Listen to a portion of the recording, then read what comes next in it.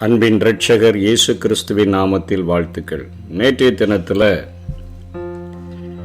வெந்து போகுமோ ஆண்டவருடைய வேத எழுத்துக்கள் என்கிற தலைப்பின் கீழே யோயாக்கீம் அரசன் எரேமியாவினால் உரைக்கப்பட்ட 23 ஆண்டுகால அந்த தீர்க்க தரிசன வார்த்தைகளின் தொகுப்பை அவன் தீயிலிட்டு எரித்ததை நேற்றைய தினத்தில் பார்த்தோம். அது நிமித்தமாக அவனுடைய சந்ததி அரியணையேற தகுதியற்ற சந்ததியாக மாறி போனதையும், அவனுடைய ராஜாவாக இருந்த போதிலும் சரீரம் வெளியிலே எரியப்பட்டு பகலின் உஷ்ணத்துக்கும் இரவினுடைய பனிக்கும் அது நனையத்தக்கதாக தூக்கி எரியப்பட்ட ஒரு வரலாற்றை பெற்றவனாக யோயாக்கீம் இருந்தான் என்று சொல்லி பார்த்தோம்.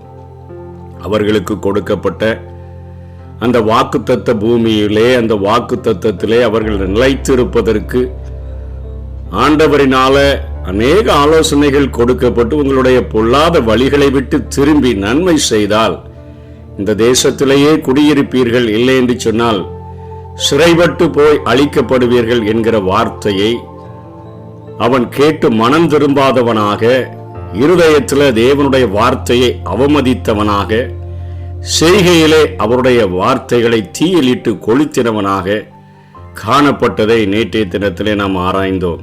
அவன் தேசத்தின் ஜனங்களும் வாசிப்பதை கேட்டார்களே ஒழிய அவைகளுக்கு செவி சாய்க்க அவர்களுக்கு மனமில்லாமற் போயிற்று. எப்படி இயேசு கிறிஸ்து இந்த பூமியிலே வாழ்ந்து ஊழியத்தை செய்த பொழுது காதுள்ளவன் கேட்க கடவன் என்று சொல்லி பிரசங்கித்தாரோ, அப்படிப்பட்ட ஒரு காரியத்தை தான் சொல்லி பிரசங்கிக்க வேண்டுமோ என்கிற நிலையில் தான் ஜனங்கள் கேட்கிறார்களே ஒழிய இன்றைக்கும் அவைகள் அவர்களுடைய இருதயத்திற்குள்ளாக கடந்து செல்வதில்லை. அவைகள் கிரியைகளாக அவைகள் வெளிப்படுவதில்லை. இந்த வேத வசனங்கள் இதை அழிக்க முற்பட்டவர்களை அவர்கள் அழிந்து விடுகிறார்கள். ஆனால் இந்த வேத வசனத்தை ஒருவரும் இந்த நாள் வரையிலும் அழிக்க முடிவதில்லை. அது ஜீவனோடு கூட இத்தனை ஆண்டுகளும் பாதுகாக்கப்பட்டு அது நம்முடைய கரங்களிலே பரிசுத்தவான்கள் பரிசுத்த ஆவியினால ஏவப்பட்டு எழுதப்பட்ட வார்த்தைகள் ஒரு புத்தகமாக மாற்றப்பட்டு, அதுவும் நாம் பேசுகிற மொழியிலேயே நம்முடைய கரங்களிலே அவைகள் கொடுக்கப்பட்டிருக்கின்றன.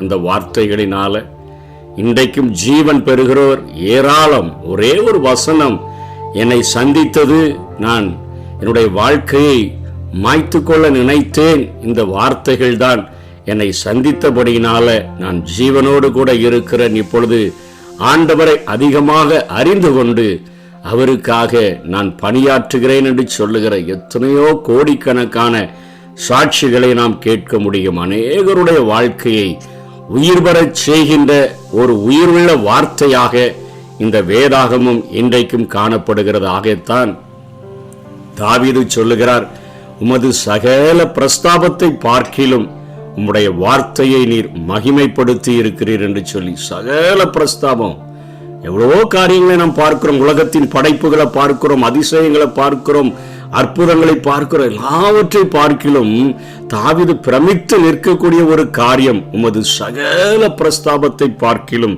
உமது வார்த்தையை நீர் மகிமைப்படுத்தி இருக்கிறீர். அது ஜீவனுள்ள வார்த்தை. அது ஜீவனோடு கூட இருக்கிறது மாத்திரமல்ல, அநேகருடைய வாழ்விலே ஜீவனை கொண்டு வருகிற வார்த்தையாக அது இருக்கிறபடியினாலே அதை அழிப்பதற்கு நினைத்தவர்களே அழிந்திருக்கிறார்களே ஒழிய மற்ற அந்த வார்த்தை இன்றைக்கு வரைக்கும் நம்முடைய கரங்களிலே தவழக்கூடியதாக, நம்முடைய வாழ்க்கையிலே ஜீவனை கொண்டு வரக்கூடியதாக இருக்கிறது.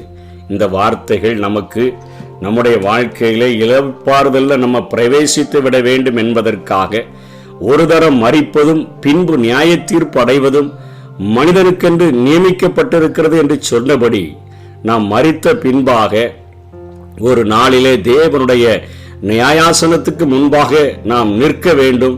அந்த நியாயாசனத்துக்கு முன்பாக நிற்கும் பொழுது இந்த வசனத்துக்கு நம்ம கீழ்ப்படிந்து நம்முடைய இருதயத்தை விட்டு கொடுத்து நம்மை தாழ்த்தி ஆண்டவருடைய சன்னிதானத்தில் நாம் மனம் திரும்பி இருந்தோம் என்று சொன்னால் அந்த நித்திய இளைப்பாறுதலுக்குள்ளாக அந்த ஜீவனுக்குள்ளாக, அந்த பரலோக ராஜ்யத்திற்குள்ளாக நாம் பிரவேசிப்போம். இல்லை என்று சொன்னால், வசனத்துக்கு நாம் எதிர்த்து நிற்போம் என்று சொன்னால், அவருடைய வார்த்தைகளுக்கு எதிர்த்து நிற்போம் என்று சொன்னால், அந்த நித்திய அழிவுக்கு நேராக, இளைப்பாறுதல் இல்லாத ஒரு வாழ்க்கையில என்றென்றைக்கும் வாதிக்கப்படுகிற ஒரு தீர்ப்பை பெற்றவர்களாக, நித்திய அழிவுக்கு நேராக, நரகத்துக்கு நேராக நாம் கடந்து செல்ல முடியும்.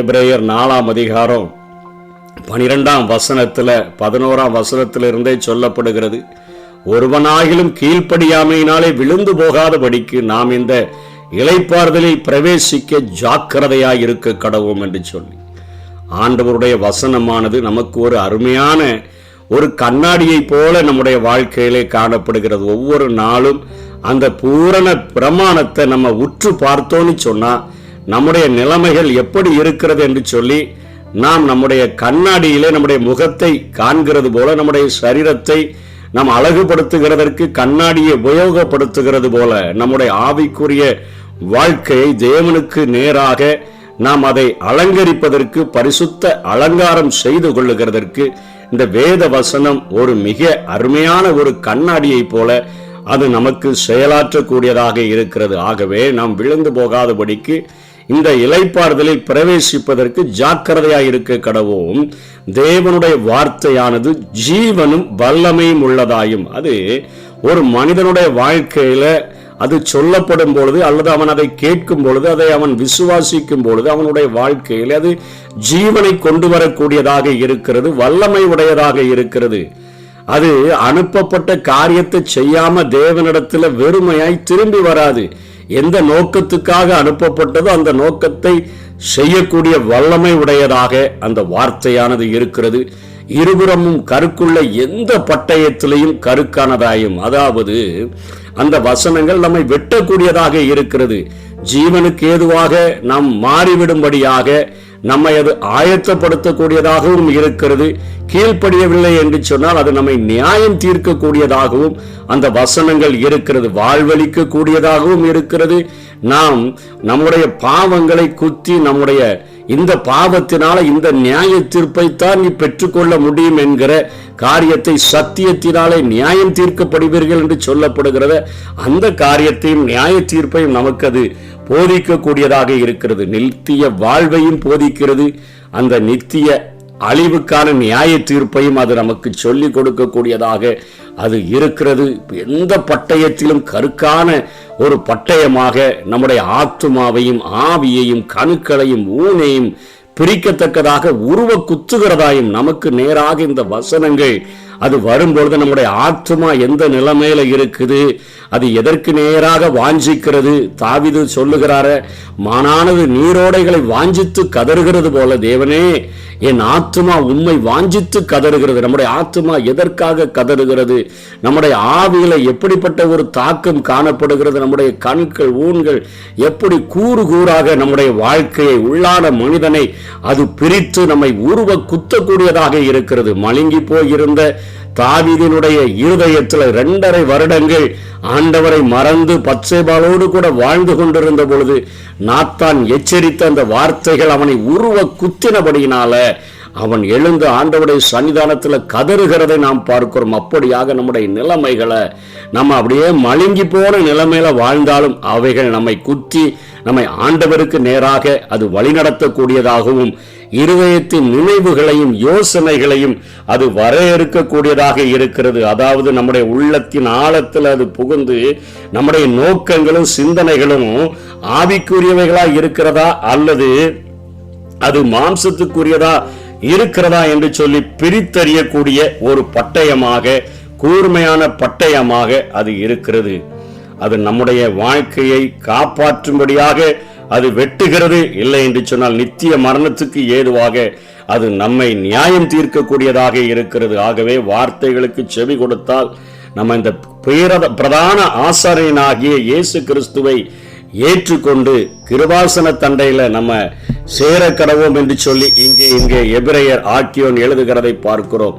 ஆகவே நாம் இளைப்பாறுதல்ல பிரவேசிக்க வேண்டும் என்று சொன்னால், அந்த பரலோக ராஜ்யத்தினுடைய வாழ்வை பெற்றுக்கொள்ள வேண்டும் என்று சொன்னால், நாம் இரக்கத்தை பெறவும் ஏற்ற சமயத்தில் சகாயம் செய்யும் கிருபையை அடையவும் தைரியமாக நமக்கு முன்பாக பிரவேசித்திருக்கிற இயேசு கிறிஸ்துவை பற்றி கொண்டு, மகா பிரதான ஆசாரியராகிய அவரை பற்றி கொண்டு நாம் கிருபாசன தண்டையில சேர்ந்தோம் என்று சொன்னால், இந்த வசனங்களுக்கு கீழ்ப்படிந்து வாழ்ந்தோம் என்று சொன்னால், இந்த வசனமாகிய கண்ணாடியில நம்முடைய வாழ்க்கையை சரி செய்து கொண்டோம் என்று சொன்னால், நிச்சயமாக அந்த இளைப்பாறுதல்ல நாம் பிரவேசிப்போம்.